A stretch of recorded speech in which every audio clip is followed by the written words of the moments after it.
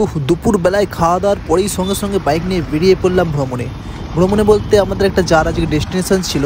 তো ডেস্টিনেশনটা ভিডিওর শেষে দেখতে পাবে।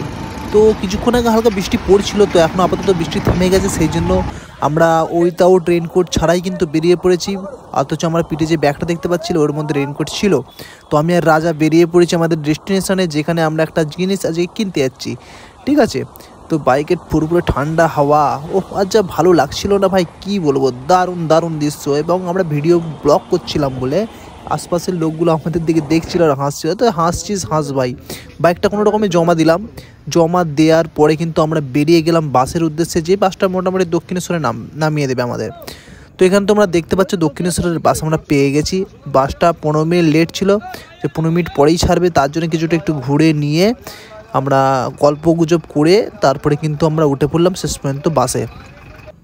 তো বাসে উঠে একটা কোণের সিটের জায়গায় বসে পড়লাম, যেখান থেকে একটু ঠান্ডা হাওয়া মুখে লাগবে আর দারুণ একটু অনুভূতি হবে। এবং একটা দমকা নিঃশ্বাস ফেলে ছোটো একটা ক্লিপও বানিয়ে নিলাম। বানিয়ে নেওয়ার পরে ইতিমধ্যেই বাসটা ছাড়ার পরে বাইরের কিছুটাও ক্লিপের ভিডিও নিলাম, যে আকাশটা কত সুন্দর রয়েছে। ঠিক আছে, তারপরে গাড়ি চলাচল করছে তোমরা দেখতে পাচ্ছ। এগুলো বলার কোনো উদ্দেশ্য নয়, জাস্ট একটা দেখাবার বা বোঝাবার জন্য বলছি। এবং রাজার সাথে একটা ছোট ক্লিপও নিয়ে নিলাম আমি। ঠিক আছে, তো ইতিমধ্যেই আমরা পৌঁছে গেলাম কিন্তু দক্ষিণেশ্বর ব্রিজে। দক্ষিণেশ্বরের কালী মন্দিরের আগে যে ব্রিজটা রয়েছে সবাই জানো।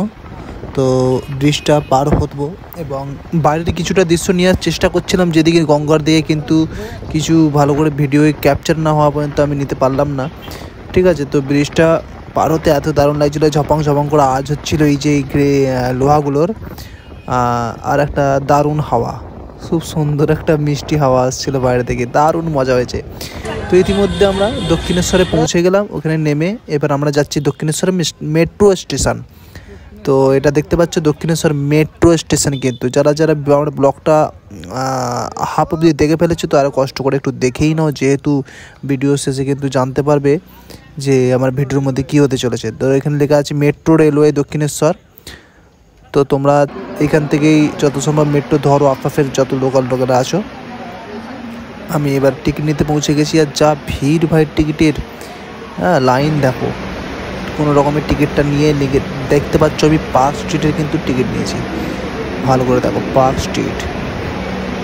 তো টিকিটটা নিয়ে বেরিয়ে পড়লাম সামনে, আবার ব্যাগটা চেক করার জন্য, যে এয়ারপোর্টে যেগুলো থাকে। ঠিক আছে, ব্যাগের মধ্যে কোনো কিছু থাকলে ওখানে কিন্তু ধরা পড়ে যেতে হবে। তো ব্যাগটা যা করে দিয়ে চেক করাবার জন্য গেলাম এবং স্ক্যান করে বেরিয়ে গেলাম এখান থেকে সোজা মেট্রোতে।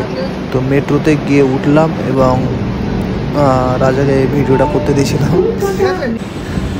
তো মেট্রো একটা কোণে জায়গায় বসে আমরা নামলাম হচ্ছে পার্ক স্ট্রিটে, সেখানে বসে দাঁড়িয়ে চা খাচ্ছি।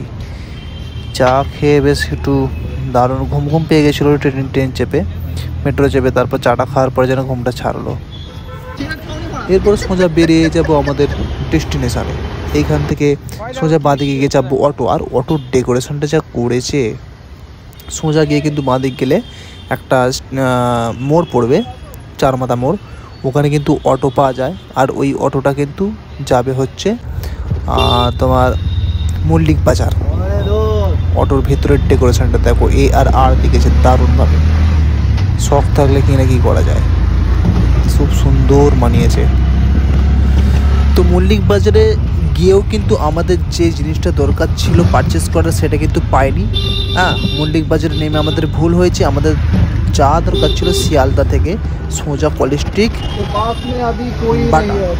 তো ফের একটা বাস চেপে, যেহেতু মল্লিক বাজারে কিছু পাইনি, ফাঁকা বাস, এই ফাঁকা বাসে উঠে আমরা সোজা চলে গেছি কলেজ স্ট্রিট বাটা, যেখানে আমাদের প্রয়োজনীয় জিনিসটি রয়েছে। ঠিক আছে, তো দেখো যেতে যেতে দেখতে পেলাম একটা ঘোড়া ঘাস খাচ্ছিল, কি সুন্দর দেখতে। আরও যেতে যেতে অনেক কিছুই দেখছিলাম, সব কিন্তু ক্যাপচার করা সম্ভব হবে না, তাহলে ভিডিওটা কিন্তু অনেকটাই কিন্তু লং হয়ে যাবে।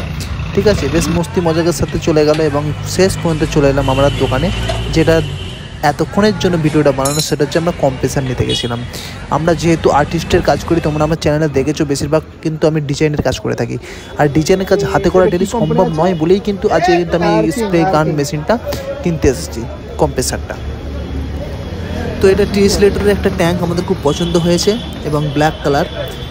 আর এটির সঙ্গে কোনো পাইপ বা গান ফ্রি নেই, ওটাও আলাদাভাবেই পারচেস করতে হয়েছে। পাইপটা আমরা নিয়েছি টোটাল 30 ফুটের, যেহেতু দূরে যদি বোর্ড হয় আমরা দূরে একটু গিয়ে কাজ করতে সুবিধা হবে পাইপের জন্য যাতে কোনো প্রবলেম না হয়, সেই জন্য কিন্তু 30 ফুট নেওয়া। এবং এই দাদাকে জিজ্ঞাসা করছিলাম যে অ্যাড্রেসটা পারফেক্ট কোথায়, তো দাদা বললো যে এটা কলেজ স্ট্রিট বাটা। এবং দোকানের নামটা তোমরা দেখে নিতে পারো, দোকানের নামটা এখানে দেওয়াই রয়েছে, জেন ওয়েল্ডিং অ্যান্ড সেফটি এইসবের দোকানে। আর এই যে তোমার কলেজ স্ট্রিট বাটা কিন্তু কম্প্রেসারের মার্কেট, ঠিক আছে? যারা যারা জানো না আমার ভিডিও থেকে জেনে নিতে পারো। এবং আমি প্রাইসটা বলছি না যে কী দামে নিচ্ছে, শেষ পর্যন্ত কিছুটা রাজা বয়েছে এবং কিছুটা আমি বয়েছি, ঠিক আছে? বয়ে কোনো রকমে আমরা এসছি কলেজ স্ট্রিট যে বাটা থেকে আমরা মোড় মাথায় গেলাম, ওইখান থেকে কিন্তু আমরা শিয়ালদা স্টেশনে গিয়ে ডানকুনি লোকাল ধরে কিন্তু আবার বাড়ি এসেছি। তো ভিডিওটা যদি ভালো লেগে থাকে অবশ্যই আমাদের চ্যানেলটাকে সাবস্ক্রাইব করে দিও, একটা গঠনমূলক কমেন্ট করে যাও, একটা লাভ রিয়াক্ট দিয়ে যাও। Thank you so much.